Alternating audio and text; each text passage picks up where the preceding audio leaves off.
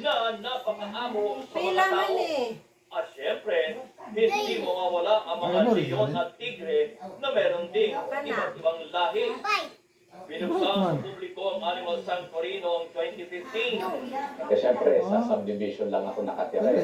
So naisipan ko, baka ireklamo na ako dito sa subdivision. So naisipan ko, ilipat na sila dito sa farm ko. Lahat to domesticated. Dahil hindi na sila lumaki sa wild.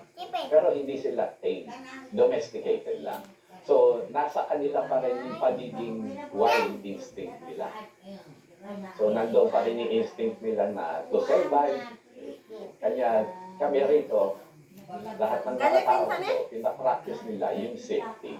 Highlight noon sa Animal Sanctuary ang dalawang tigers.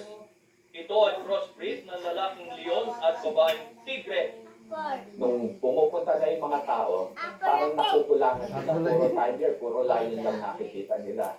So nung oras na yun, naisipan ko pa kumuha ng ibang mga hayop. Hindi mga biro ang pagpapakain sa kanila.